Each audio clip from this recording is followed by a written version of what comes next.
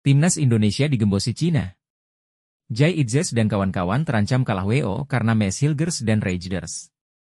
Tribunwau.com, Timnas Indonesia digembosi Cina. Jai Itzes dan kawan-kawan terancam kalah WO karena Mes Hilgers dan Eliano Raiders. Berikut sebabnya. Dilansir Tribunwau.com, dua laga berat Timnas Indonesia dalam pertandingan lanjutan kualifikasi Piala Dunia 2026 ronde ketiga dengan bertandang ke markas Bahrain dan Cina Oktober ini. Perjuangan Timnas Indonesia pertama dimulai dengan bertandang ke markas Bahrain di Bahrain Stadium International, Kamis, 10 Oktober 2024. Kedua, Timnas Indonesia bakal menantang tuan rumah Cina di Qingdao Youth Football Stadium, Selasa 9/15/10/2024. Jelang dua laga tersebut, Timnas Indonesia mendapat tambahan kekuatan. Di mana, dua pemain naturalisasi anyar Timnas Indonesia yakni Mes Hilgers dan Eliano Raiders tersedia untuk dimainkan. Namun, satu di antara media kenamaan Cina, 163.com, membeberkan analisa di luar dugaannya. Menurut 163.com, proses naturalisasi Mes Hilgers dan Eliano Raiders dianggap ilegal. Selain itu, singkatnya durasi naturalisasi dan proses pengambilan sumpah WNI yang dilakukan Mes Hilgers dan Eliano Raiders dinilai sebagai bentuk pelanggaran.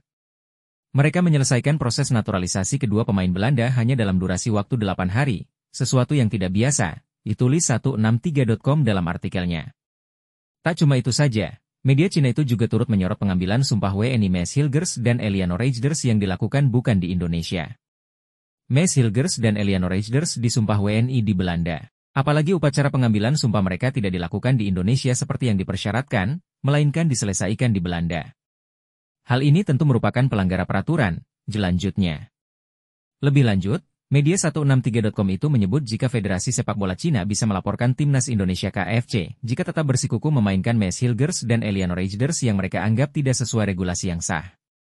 Jai Itzes dan kawan-kawan menurut media Cina tersebut bisa dijatuhi kalah WO dan membuat Cina menang tanpa harus mengeluarkan keringat.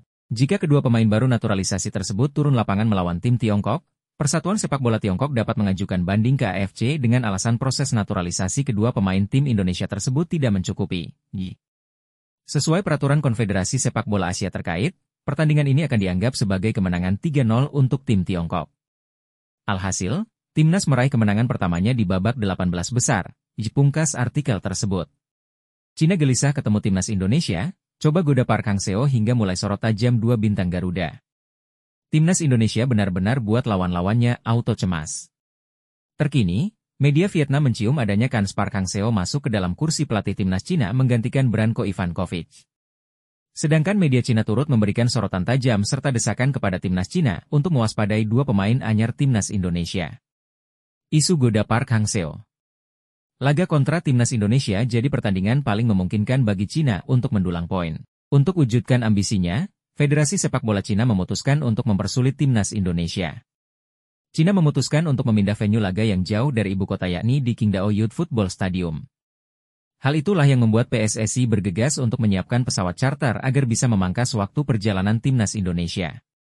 Tak cuma soal venue, Cina juga dikabarkan bakal merekrut musuh bebuyutan pelatih Timnas Indonesia, Shin Tae-yong, Park Hang-seo.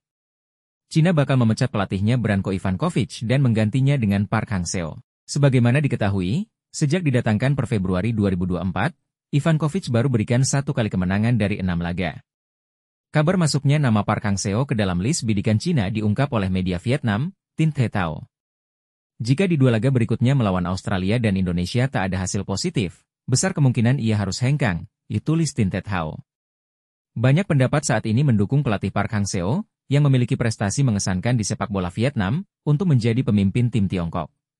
Saat ini, pelatih Park Hang-seo masih belum mempunyai tujuan baru usai hengkang dari timnas Vietnam. Dia, Park Hang-seo, bekerja sebagai konsultan untuk Banin Club dan mengelola pusat pelatihan sepak bola yang dinamai menurut namanya di Hanau. Pihak berwenang Korea juga telah dihubungi oleh sejumlah tim di Asia baru-baru ini, isi rilis artikel dari Tin The Tao. Merujuk kabar itu, sudah sepatutnya Shin Tae-yong waspada. Pasalnya, Shin Tae-yong acap kali kesulitan ketika bertemu Park Hang-seo. Dari 15 pertemuannya, Shin Tae-yong 4 kali dilibas Park Hang-seo dan 3 kali bermain seri. Rekor terburuk Shin Tae-yong atas Park Hang-seo terjadi di kualifikasi Piala Dunia 2022. Saat itu, anak asuh Shin Tae-yong dibantai dengan skor 0-4. Meski dirumorkan membidik Park Hang-seo, Hingga saat ini CFA belum merilis secara resmi bakal adanya pergantian pelatih Cina.